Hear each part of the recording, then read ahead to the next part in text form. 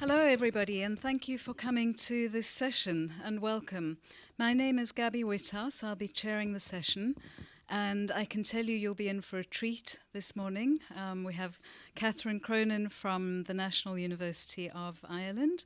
We have Matt Cornock from the National STEM Teaching Centre, and we have Charlie Farley from the University of Edinburgh.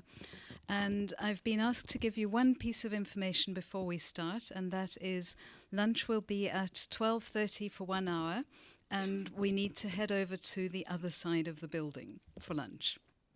So without further ado, I'll hand over to Catherine.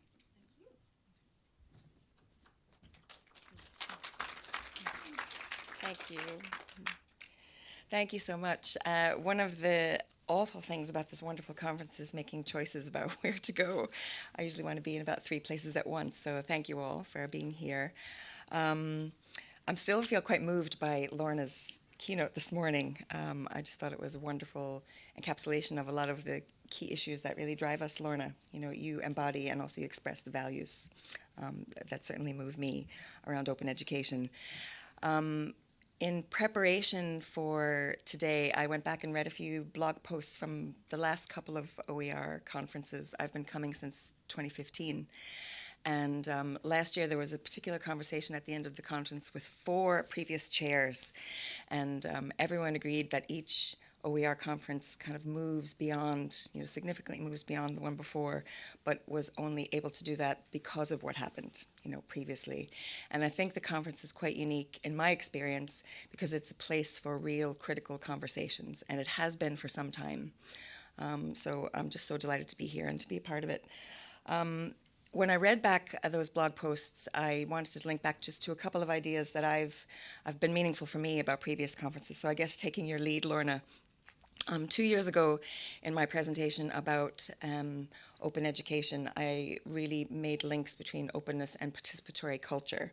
And I used the example of the marriage equality referendum in Ireland, which, I mean, even though we're 2 years on, the world has changed so much since then. It's quite amazing, really.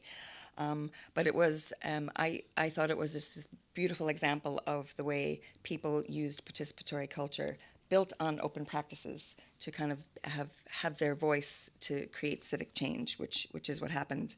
And I drew on Henry Jenkins and others' work in participatory culture, asking, to what extent are we enabling students to develop the practices, the skills, the identities that they need to really engage in participatory culture, to develop their voice and their agency so that they too can co-create knowledge and culture. And that's, I think, a key question underlying openness as far as I'm concerned. Also shared in 2016 and shared by many people since then is this one particular work among a huge body of work now in critical approaches to openness, and that's Richard Edwards. And even the examples Lorna shared this morning, I think, really call this to mind. As an important question becomes not simply whether education is more or less open, but what forms of openness are worthwhile and for whom. So that continual negotiation as open educators and practitioners around when and how openness is appropriate in different contexts, it really underlies these critical approaches. So with that in mind, and that is kind of the soup that I was swimming in and thinking in, I engaged in my PhD research, which I just completed and submitted last week. So this is why you'll hear a few people. It would have been nice to have more than 2 days after submitting and having to travel here, but hey, newly minted, I suppose I am. One other aspect I'd say of these critical approaches is last year, OER 17, the politics of open, was quite transformative, I think, for a lot of people, because not only were critical approaches woven in a lot of the work people were talking about, but they were foregrounded. People were talking about gender, race, geography, just inclusivity at a very deep level. So it was the object of our conversations, not just the subtext. So, all in all, these were some of my, this was a slide of mine from 2016. Just what do we mean when we're talking about open? Well, we mean many things. It's not universally experienced, and I think that's very clear. It's complex, it's contextual, it requires digital capability and agency. It's both descriptive and aspirational. And I think this is why people sometimes struggle with defining open, because it's a goal, it's an aspiration that we move towards, but it also describes what we do in some ways, like when we talk about OER. And critical discourse is essential, and I often quote Tracy McMillan Cottom when I talk about critical approaches, that we really need to move from access to equity and justice. And I think many of us in this room are engaged in that work. So when I started my own PhD research, I began with that question, which was really about individual practice around OEP. So in academic settings like my own, in which the use of OEP is not required, requested, expected, or specifically supported, why do some educators and not others choose to use open educational practices? And the question was actually even broader than that, because there have been some wonderful studies of open educators, characterizing open educators, but I chose to do an interpretive study of educators across the whole spectrum. So the educators who were boldly open and being an inspiration for others, to those who wanted nothing to do with it and said, no thanks, don't talk to me about social media or any of those things. I think the only way we should interact with students is via email and the VLE. And then people in the middle, maybe people who had stepped up to more open practices and stepped back, or people who were just slowly emerging in their open practice. I really wanted to understand what was happening in the movement along that continuum, if you like. So what I studied was meaning making and decision making around openness. So not how did people understand, my definition or our definition of open, but how do individual practitioners, what does open mean to them? How do they define it themselves? And how do they use that then to make their decisions about openness? And then those that do use open educational practices, I tried to understand their practices in a little more depth. So needless to say, there was a very complex continuum of practices, of course. But encapsulating just some of the studies in this very complex mix of digital practices, looking from less open to more open. These are not meant as poles by any means, or a binary, because surely we are beyond thinking about openness in terms of binaries. But if you think of those two things as poles of continua, four things really emerged, and they were practices around digital identity, digital networking, digital tools for teaching that people chose, and use of OER. And it was very, very interesting. As I said, some people were clearly at one end or the other. Some were moving. Some, of course, it depended on context for individuals. But one of the most important things was that many people perceived potential benefits of openness, but they were outweighed by their perception of the risks of openness. So we do not have a policy at our institution, like many institutions do not. Edinburgh is an exception, and there are others. So that lack of policy spoke very loudly. So there were people who were trying things and thought, if something goes wrong, I'm not really sure if the university will have my back, and maybe they won't, but who cares? And other people said the same thing and said, I don't know if the university will have my back, I have no idea what the policy is, and so I'm not going to do that. I just don't think it's safe. So my work now is really going to be moving more into policy. But everything on the right column really characterized the people who were what we would call open educators. So they had resident identities using the visitor-resident continuum. They used social media both personally and professionally, used the VLE and email, of course, but also used all kinds of open tools and social media. There was actually, in fact, very little intentional use of OER, because we have no policy around OER at our university, and again, hopefully that will change. But those people who were in that right-hand column, these were the dimensions that they shared. So if we want to say what makes an open educator, in the context that I studied, one Irish university, looking at academic staff, broadly defined, full-time and part-time, permanent and not permanent, these were the dimensions that those people shared. And the pink semicircle is the one that roared out more than all others. So this whole notion of balancing privacy and openness. If people felt that they couldn't safely do that, they would not choose to be open. But those who did had found ways. And of course, you can see the link between the pink and the orange. They're very connected. So the people who did manage to that balancing act were people who had the digital literacies or capabilities to know that I can use this tool for that and that tool for that and a different identity here and so on, and thereby kind of manage that tension between privacy and openness. The outer circle were things really more relation to how people teach and how they think of themselves as teachers.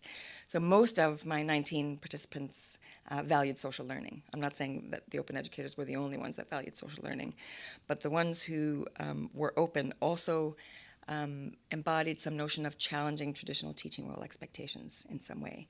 So some people talked in the mode of having humility as a learner, wanting students to see them as a learner as well as a teacher. And there were other ways that people did that, and I can talk more about that later. One complexity around this, I don't want to go into too much depth, okay, 5 minutes, is the inner circle operates at 2 dimensions. So if you like, we often help staff develop their digital capabilities as individuals. But what stops people sometimes from engaging in, say, using social media with students is, well, how do I do that as a teacher? You know, how do I manage my personal self and my teaching self and so on? So I think we need to think about those 2 levels of helping staff do that. And the same with balancing privacy and openness, because again, that seemed to be a barrier for many staff.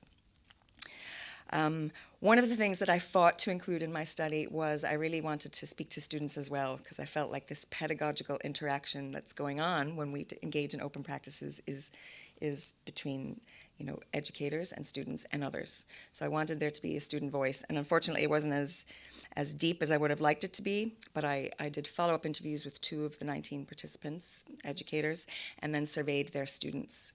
And what arose were many, many more tensions. So there were some assumptions, both overt and latent, made by educators around how open they think students are, or how willing they might be to engage in social media, or what tools they use. And those were often unmatched by what the students came back and said. So the students in open responses, I asked them to just describe their digital identity.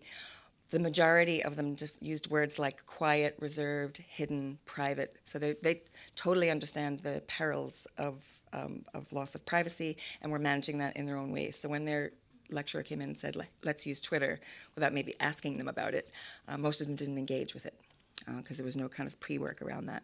So, you know, I really think it kind of reinforces what I would say my findings are kind of in one slide, really, is that I found that practicing openness is complex, of course. It's always personal, because once we step outside the bounded space of the VLE, and where we're identified with our role, our digital identity is personal. So our personal values around privacy, around who we are as a teacher, our philosophy of teaching, and so on, come into play in how we enact openness. It's contextual. So it's very different. We might decide to interact with our students in very different ways if we're in engineering or if we're in social work. Or if we're, you know, an adjunct member of faculty or someone who has tenure. All these kinds of things come into play. And finally, it's continually negotiated. So really, even the people who have been open for some time, probably all the people in this room, we all know that really every tweet, you know, one of my participants said, it's a lot of work for one tweet, you know, when she's tweeting. Every time we engage in openness, we're thinking, you know, will I share this? Will I use that hashtag? You know, all of those questions. So this notion of continual negotiation is work that people are doing, and it's not recognized and supported to just a very small extent, I would say, particularly at my institution. So, you know, I think my work and the work of a lot of you who you know, there's so many people in this room whose work really inspires me and I've learned from, feeds into, you know, that Audrey Waters expressed so well, is that we really need to rebuild institutions, if we are working within institutions, that value humans' minds and lives and integrity and safety. So holding on to those values of what openness can enable, but also keeping in mind the importance of helping people to care for their private selves, protect their privacy to the extent that they define it and they wish to, and so on. And that's difficult work, but I suppose it's occasions like this where we share our work with each other that can embolden us to go out and do that work in our institutions. And Henry Jenkins said this back in 2013, if we truly value participatory culture, we must recognize the right of individuals to choose not to participate. You know, and I think we could replace participatory culture with the word openness there also. It's, you know, they're very similar. So we always, students, staff, everyone must always have the option, you know, not to participate, not to be open, and that needs to be okay.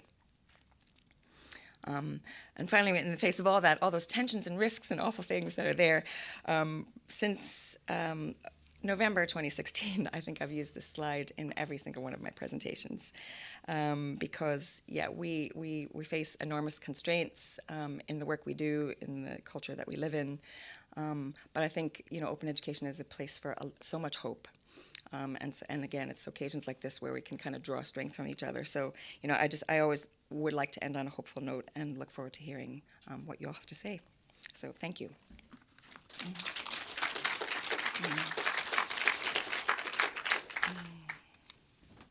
Catherine.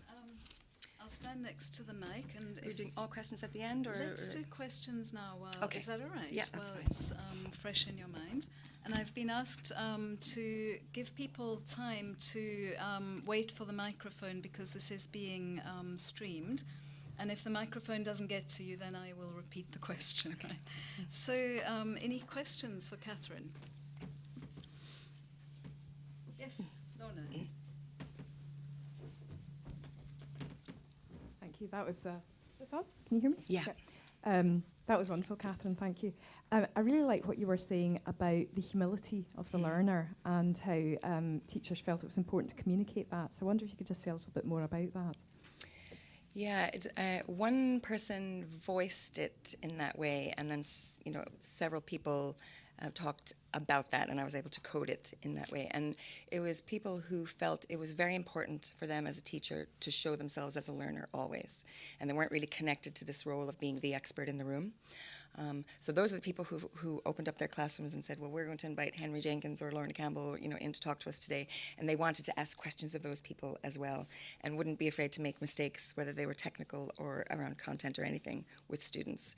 And also engage with students around things like, what social media tools are you using? How are you using them? What are they good for? What tools could we use for this class now? What would you be willing to use? And I think that it came out quite strongly in the Open Educators. And I don't know if any of you kind of reflected on that. Do you feel that in yourselves? I'm not sure. I'd love to know how what I presented from my educators resonates with other people's experience. Oh, yeah.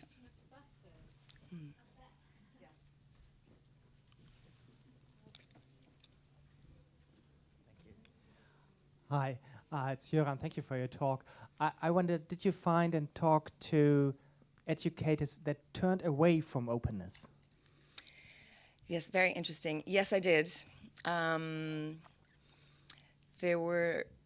There were. I'm thinking of one person in particular now, because I can tell the story probably better than saying there were a few. It was someone who had engaged with you, who had used Twitter to. It was in a kind of an English literature class, and students were being different characters and tweeting, and there was some context collapse among students and other people entering the conversation with a bit of teasing and things that he wasn't prepared for, but which he felt he dealt with. But B, he said it just became such a tension on him that he wasn't sure if he was using it right. And if he wasn't sure if he was engaging enough, just this real weight of, I'm not really sure if I'm doing it right, and I don't have the time to kind of spend to make sure I'm doing it right, so I think I'm just not going to do that anymore. So kind of two things, really. Mm-hmm. And there was another question. Mm-hmm.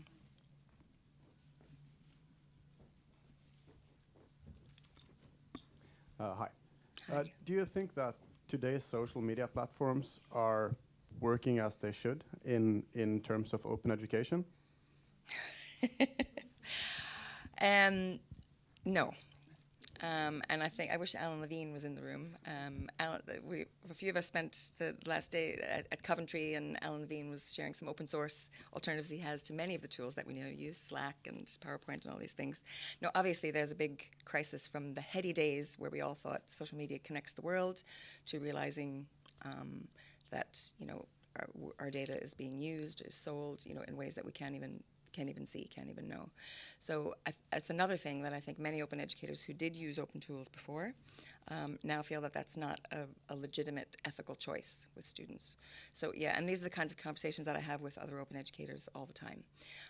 So at the moment, if people do elect to use it, it must be in conversation with students, and also the work that's done on the front end is around how to protect your privacy, the importance of digital identity, and so on. So it's the work certainly that I would do as a practitioner with students, but I am ambivalent about it, for sure. Okay.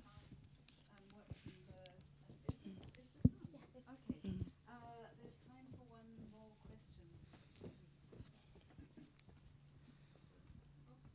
Oh, sorry. It's gone up Oh, to the right, back okay. there. Sorry. You sure? Okay. Tony, Ah, it's coming it's back coming to you. back.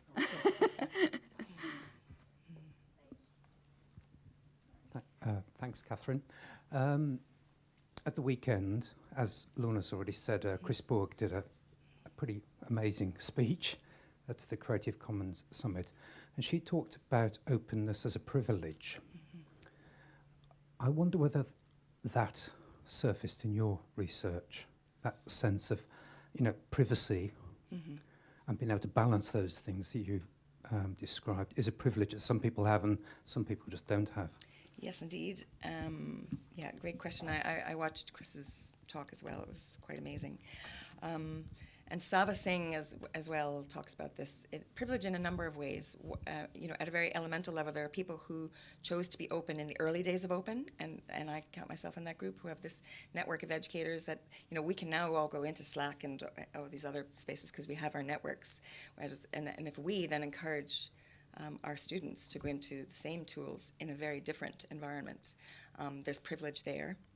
And there's privilege just in being in the white, patriarchal, heteronormative culture. If you're any of those things, you are less likely to experience risk or abuse online, on any of the open tools. So again, I think the most important point is just to be open, declarative about that with students, because the alternative is to not being open, though, is recognizing all those risks and then fleeing from participatory culture and the open web, and then we have no voice there. So it's navigating that, negotiating that, modeling how we negotiate that, and it's live, as these things arise, and helping students do that, because our students will leave institutions as whatever, nurses and social workers, and whatever, as citizens in increasingly open, networked, and participatory culture. So unless we're helping them within our disciplines and our institutions to engage in those practices and protect their privacy and understand the risks, then we're failing, I think. Okay. Catherine, I'm going to have to stop you there, but I think that was a really important point we ended on. Thank you very much. Big hand for Catherine.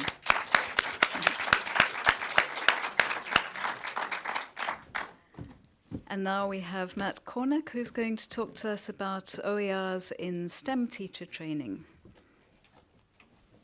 Thank you, Gabby. I'll just swivel this around, hopefully, or not. There we are. So I work for the National STEM Learning Centre. I'm their online CPD coordinator. The centre actually provides training. Well, it's not training, it's professional development for teachers, ongoing professional development for teachers in a whole range of different ways, at our centre in York, but also nationally across many of our partners. And I've come from the University of York with a fair bit of experience in doing e-learning and a bit of distance learning. And I started doing MOOCs for teachers' professional development. And I had to throw everything I knew out the window. It was a bit of an enlightening moment for me, and sort of had to reconsider everything I thought I knew about how distance learning works. So I apologise if what I show you now is unsurprising to you as experienced open educators, but I thought I'd share my experiences for you. In this presentation, I'll be drawing upon engagement data, and this is quantitative data, from 5 different types of courses that we offer to explore the design issues that we might need to consider when developing MOOCs. But more crucially, of course, is how to best equip our online learners to utilise our courses and our content. So when we put a course or any open resource together, normally, as educators, we want our learners to progress through it. We may say that we're happy for them to dip out here and there, but the reality is we want them to complete it all, don't we? We've put a lot of thought into that learning design, the idea of the narrative flow through the course, the idea that we're trying to help them develop a particular skill, and that's not just something you can get from just visiting one page. There's a sequence of activities involved here. So how do we judge whether a course is working or not? Well, we normally draw on a pretty graph like this, and in this case it's a retention curve, or attrition curve for a course.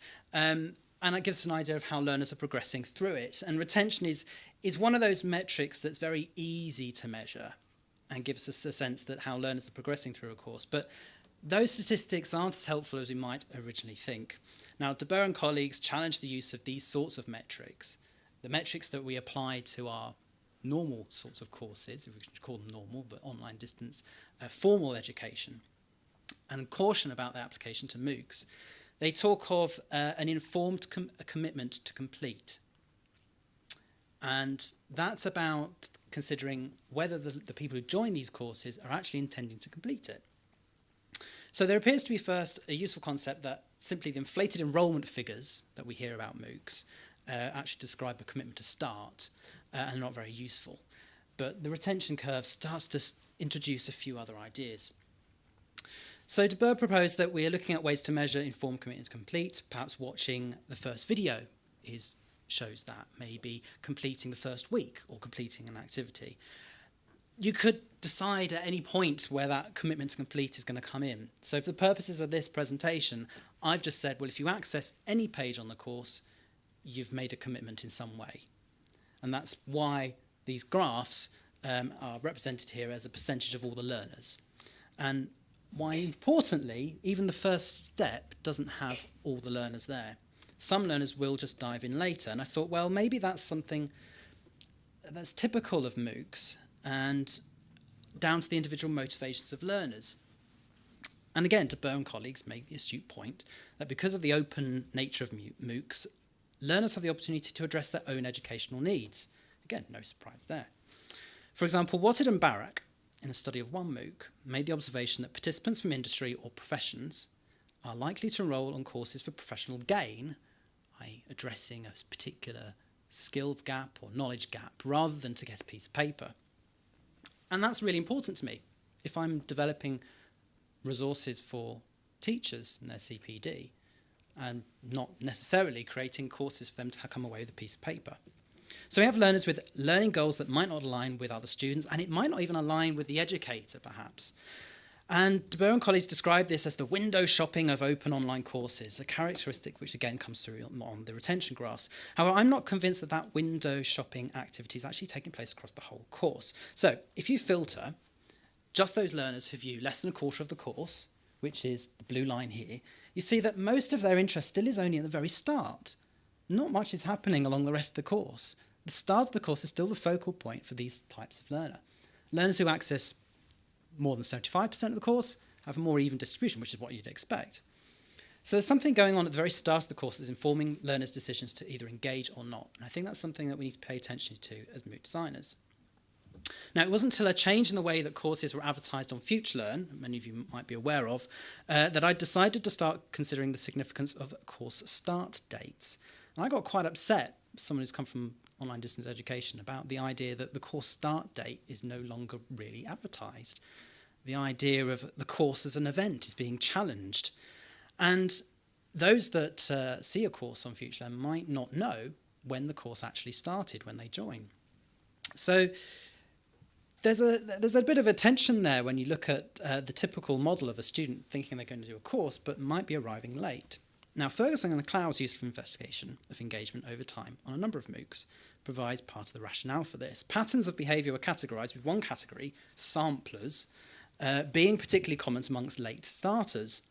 The concern for late starters is the course structure, with its weekly pattern, might actually discourage participation by late arrivals, leading them to become samplers rather than completers. So the new FutureLearn approach is actually quite clever if you think about the weeks are now adjusted to when the learner starts.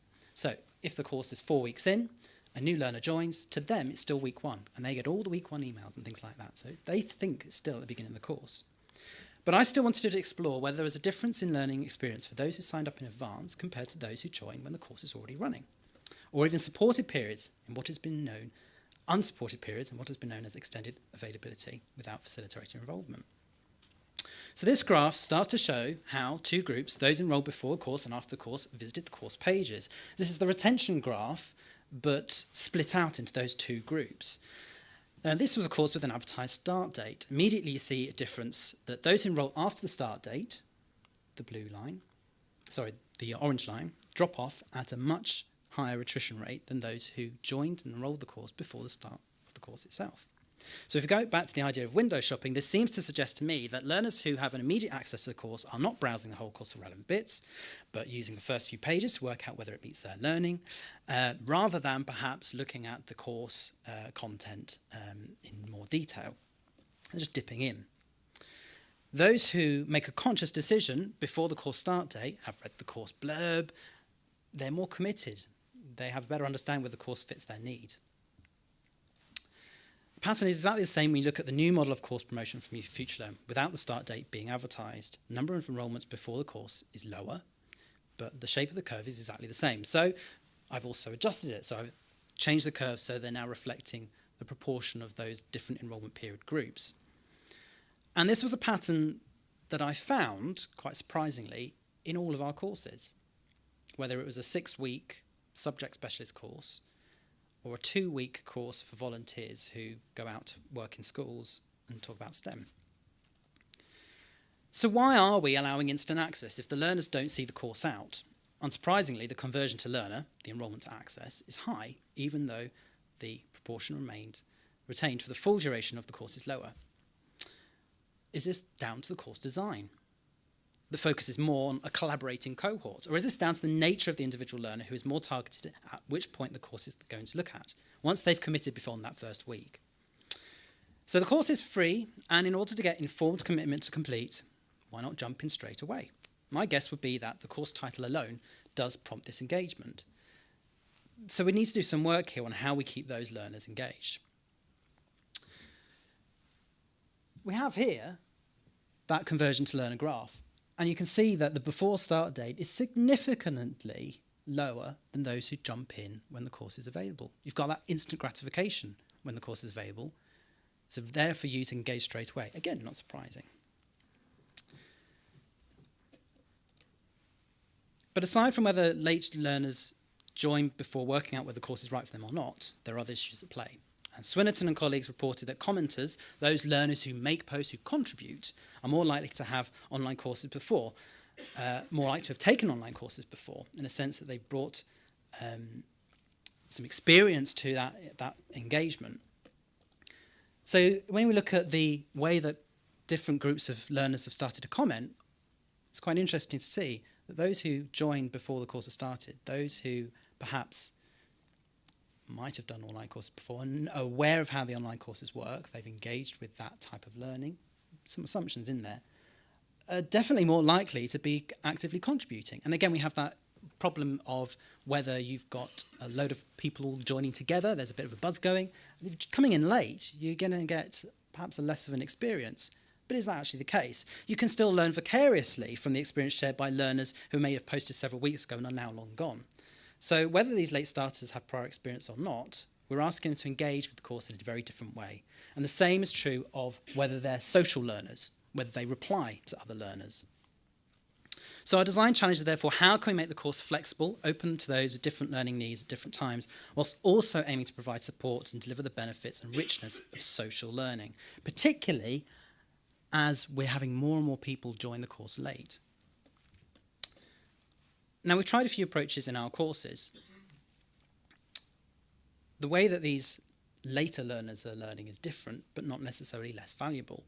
We still receive positive feedback about the impact of the course on their practice. And we incorporate a mixture of design elements to help respond to a growing number of learners without trying to take the course without our educator support.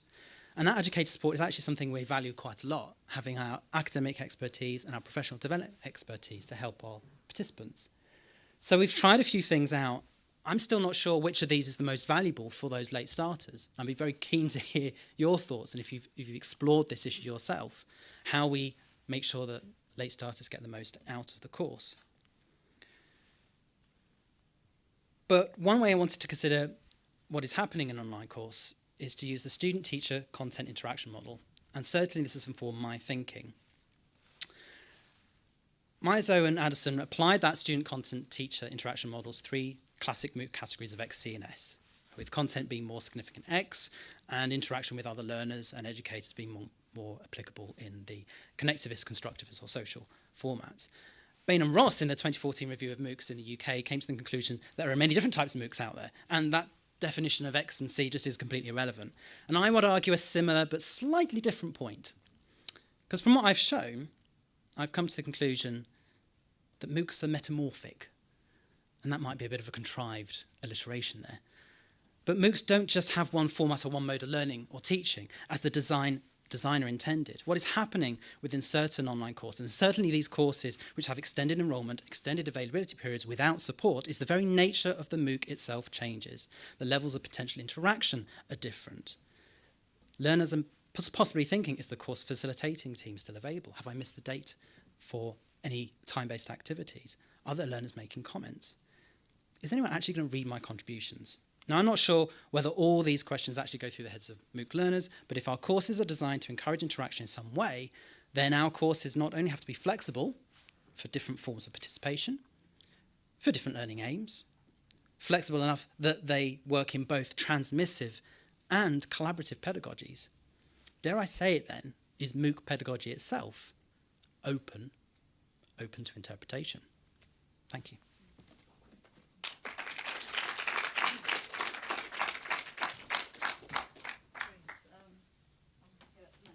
Thank you, Matt, and a very provocative, thought-provoking ending.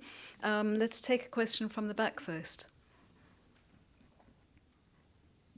Hi, I'm Doug Belshaw. Matt, that was really interesting. So I'm interested in, and this might sound like a facetious question, but why do we even do courses? Like, why don't we start from where people are with granular content and then give them a bunch of pathways, and then it doesn't matter where they start and stuff? I'm just interested in why we persist in courses where we don't necessarily do that offline sometimes. I think that's a very valid point, and I think that's why I was sort of suggesting that maybe course structure is something that we as educators put in, because that helps us order our thinking. And we have that picture in our head of where a learner needs to go through certain key points in order to build their development. We have in our courses a self-audit task where learners identify the points that, or against 10 statements of the things they want to address in the course. And they have to identify what their professional development objective is at the start of the course. And I think that's actually an incredibly valuable experience for them to do. Because whether you're joining the course with all the other learners at the beginning, or if you're joining it late, you can still do that activity to help you direct what you want to get out of the course. So I think there's a scaffolding structure there that we put in as educators, but how people engage with MOOCs is certainly up to them. And I think that's one of the tensions I'm still trying to grapple with. Okay, another question from the front here.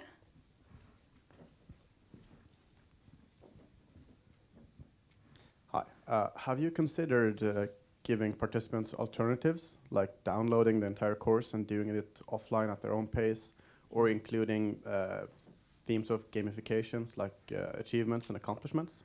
Yeah, it's an interesting point, and that's not something that we've looked at so far. I'd be interested to hear a little bit more about gamification in the professional educational sphere. That could actually be quite interesting to look at, but I don't know how much is out there on that. In terms of downloading content, well, all the videos are downloadable, but FutureLearn, as you know, has got a cut-off now unless you pay to upgrade, and I think that is an issue. But we include within our courses certain takeaways. So there are handouts and things that they will take on. We have a lot of online resources that we link to on our own website, which are freely available and are open. So yes, I think that's a very valid point to consider is the portability of the course content and how the participants can return to it. Because within professional development, actually that's incredibly important, is being able to go back and change and review your thinking over a longer period of time. Which is actually probably why we see quite a number of participants take our courses multiple times. They might get a little bit out of the first run and a little bit out of the second run, but they do come back, which is very interesting to think about. Thank you. Question from the middle here. Hiya, thanks. That was great, and I love your alliteration. I've already gone off and stolen it. OER, Creative Commons, whatever. So hi, I'm Andrew Smith from the Open University. With MOOCs, do you think there's a mythology there? Do you think actually students know that they're doing a MOOC? No, we don't use the word MOOC anywhere. Yeah, I think I've often they're doing an online course, they're engaging online, but as soon as you start telling them it's a MOOC or anything like that, you may as well start beating your chest and speaking Klingon at them, because it's pointless. It's a strange language. It's whatever. But it's interesting, your data for your MOOC, because I've been engaged in something quite different in a completely different community, and there's a few percent out, but it's behaving more or less the same. And I'm teaching teachers network engineering, so whatever you're teaching is behaving the same way. And in my community, where I'm using a completely different platform, the data is very similar. So is this another thing about human nature?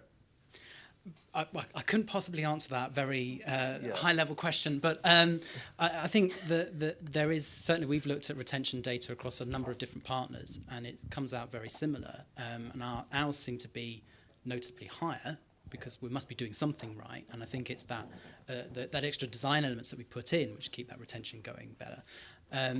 But the consistency of the shape of the curves, in the difference between those two groups, between all of the different courses that we ran, was the thing that surprised me the most.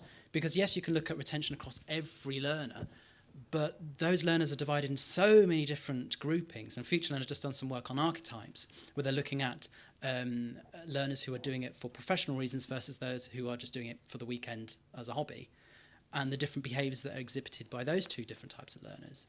So we can start to break that down in many different ways, but I think that overall picture is the long tail. It's the long tail that we've been talking about for years now in terms of the way the internet's used and the resources that are out there. Everyone's looking for a niche, and that might be some, a couple of steps might be addressing their niche. Thank you, Matt. I'm going to have to stop you there, but thank you very much. Always just gets interesting at the point where the time comes to an end. Now we're handing over to Charlie, who's going to talk to us about OER co-creation with students and the community.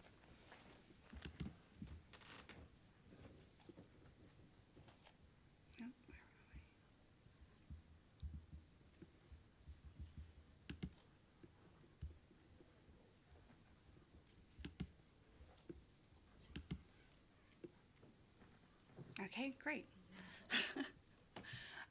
So hello and welcome to everybody today, including everybody who's following along online. So yes, my name is Stephanie Charlie Farley. Please call me Charlie. And I go by she, her, hers pronouns. So I am from the OER service at the University of Edinburgh, where I work with Lorna Campbell and quite a number of colleagues across our information services group. We have, so our approach to open education resource and practice is actually focused on awareness, digital literacies, and confidence.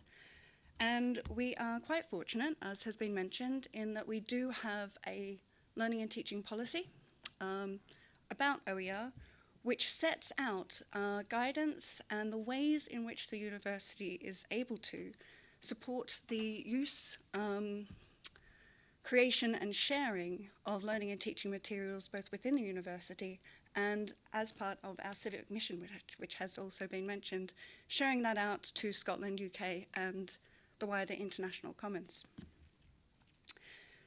So our OER learning and teaching policy was implemented in January 2016. And this same year, we were approached by the teaching staff on the Geoscience outreach course. So the Geoscience outreach course has been running for a number of years now, and their focus is cross-disciplinary. They seek to improve science communication, to provide their students with hands-on experience, reach a diverse audience, widen participation in research and education, and to do this through active engagement. So during the course, over the year, students choose their own projects based on their own interests and passions. They are then paired up with local schools, care homes, conservation, community, garden, and other public groups across the UK.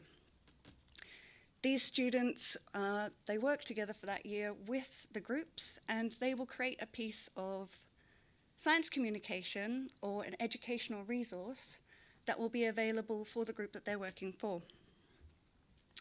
They have created videos, lesson plans, board games, websites, smartphone apps, community dinners, workshops, groups, and more. The output that they have created has been fabulous and diverse, and the clients and the groups that they are working with have continued to use those resources as the years have gone on.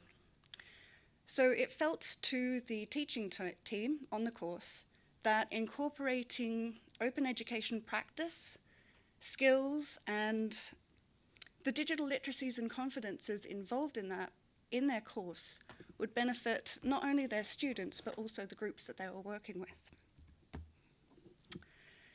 So to do this, they brought us in to work with them, and we've spent a couple of years building this up. Students are provided with seminars throughout the year to give them the tools and the skills that they need to work on creating their projects. We now include within that an interactive seminar on OER, open licenses, and copyright, which has been really well received. The open content, licenses, and attribution are also built into the final project assessment, and students are made aware of this right throughout their course.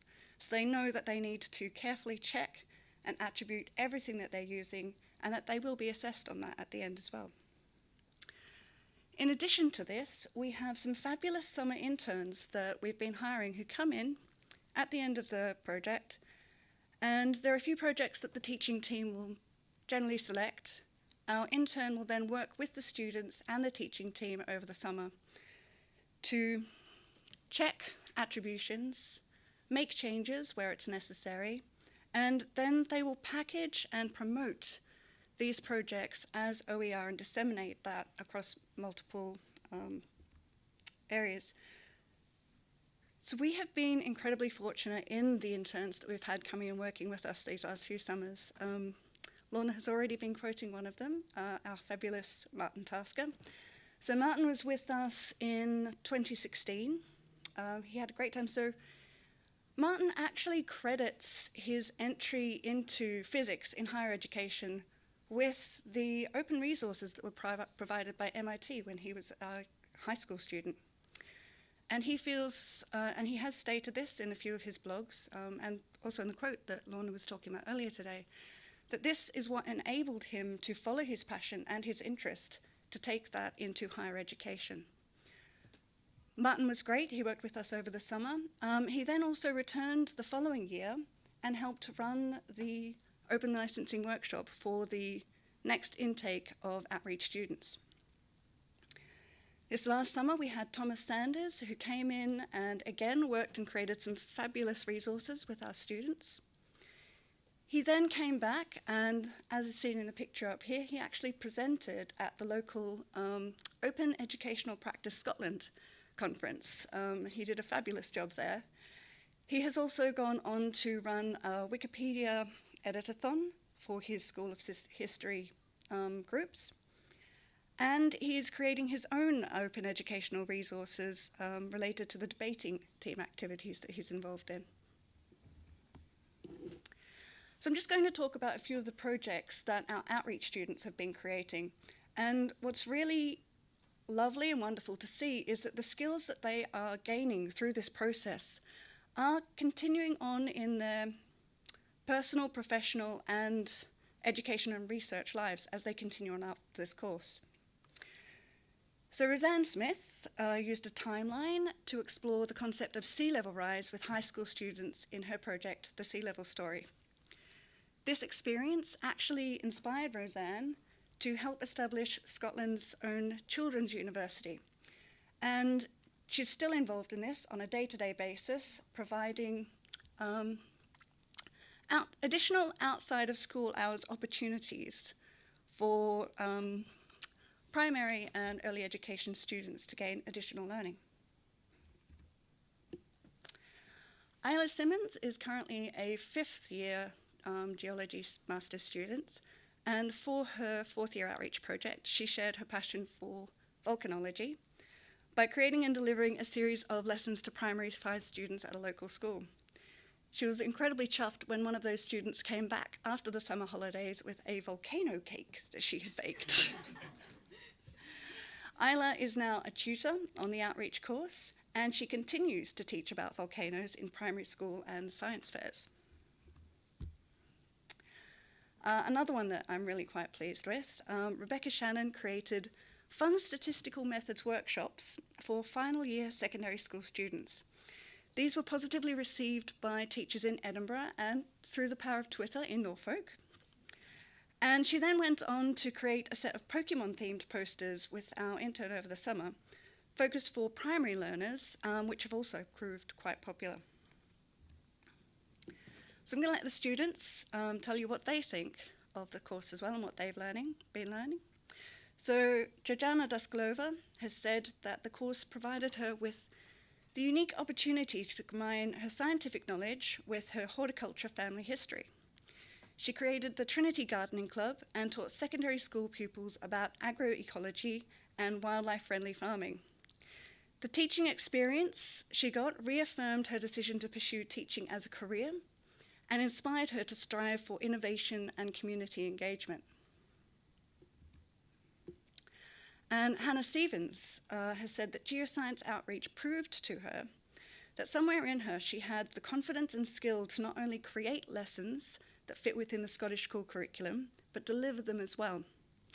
The support provided by her lecturers and supervisors helped her succeed by encouraging the ideas that would work and letting her bounce ideas around with them. So students really have been enjoying and taking away a lot from this course and the skills that we've been providing through the addition of the open educational focus in as well. They're gaining experience of science outreach and public engagement. They are getting first-hand experience of teaching and learning and the practices of knowledge transfer. They are developing communication skills, a wealth of transferable skills. Project and time management is incredibly important to their project throughout the year, and they are really building on their digital literacy. Benefits for staff and tutors are also great, so it allows them to communicate work to a wider audience. It adds value and teaching to their own research, and they are able to enhance knowledge exchange. It also provides support for dissemination of the scientific knowledge coming out of the schools.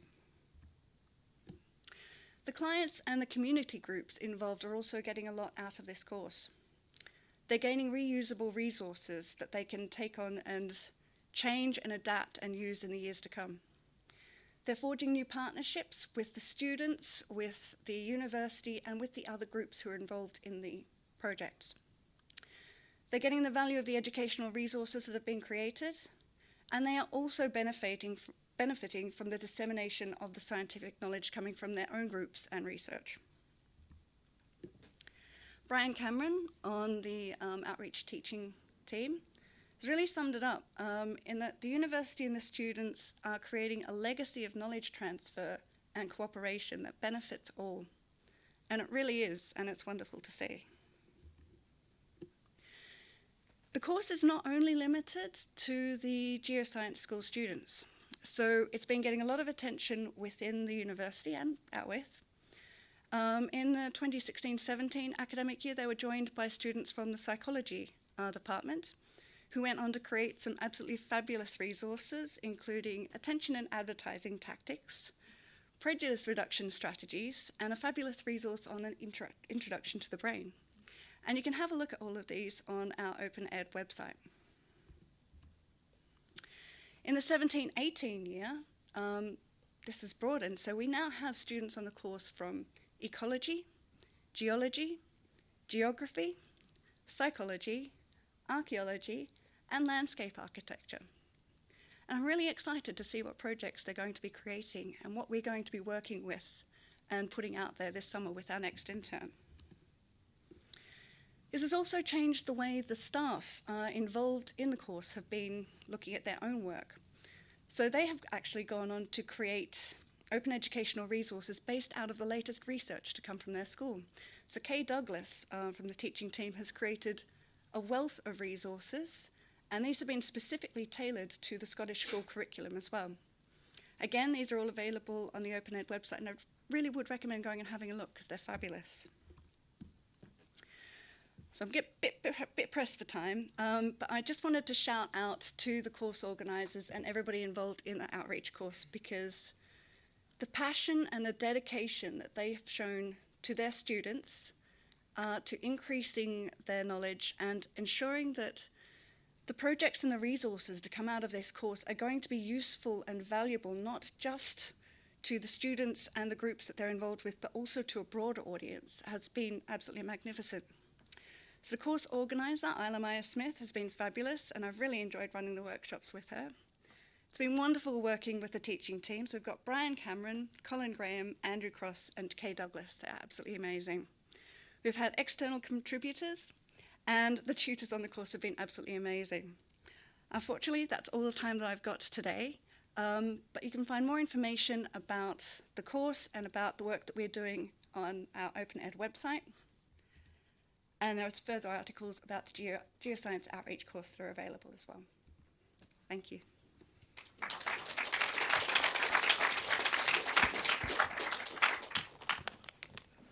Great, thank you, Charlie. Another inspiring presentation. Any questions? Yes, one at the back there.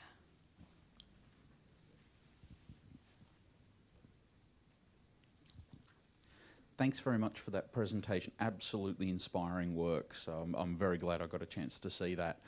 My question is that with all of the experience from students that's being gathered as a part of this project, are there any plans to use that kind of experience and those perceptions to inform university teaching practice and also teaching policy around openness? I have to say this is actually an aim of the teaching staff involved in this course. So they are really committed to really getting as many other faculties and schools involved in this process as possible. That's why you now see so many students from other schools and faculties are now coming in onto the course. And what they're really pushing for and would love to see is this approach to be taken on by other courses within their own structures. So yes, absolutely. Great. More questions? There's one over there. Thank you. Hey, I'm just interested in sort of how it works logistically as it broadens to other subject areas. So do Geosciences still own it, and are there structures at Edinburgh University that kind of make that work? I think. So the course is run within the School of Geosciences, and it's still run and owned by that school. And what's happening is now they're inviting students from other schools to come in on and take the course within the Geosciences school. They would absolutely love to see other schools taking this on and embedding it within their own courses and programs, though. So we'd love to see that happening. Yeah. Another question towards the back there.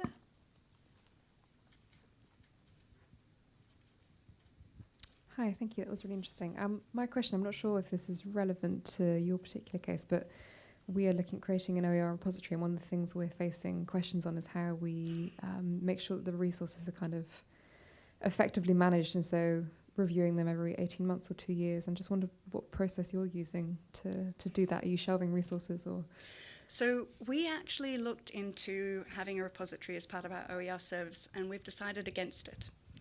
And our approach is actually around the skills and the literacies and the approach and the practice of our students and our staff. So on OpenEd, we actually encourage that they share their resources on whichever online platform is most suited to the media and the type of information that they're sharing.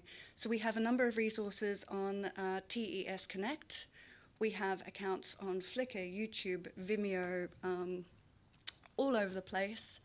And our approach is really, these are openly licensed resources. They're adaptable. Please do share them wherever they're going to have the furthest reach and serve the best benefit. And they're adaptable. So the version that's out there now is not necessarily going to be relevant 5 years from now, but it's adaptable, so anybody can take that and improve it and update it.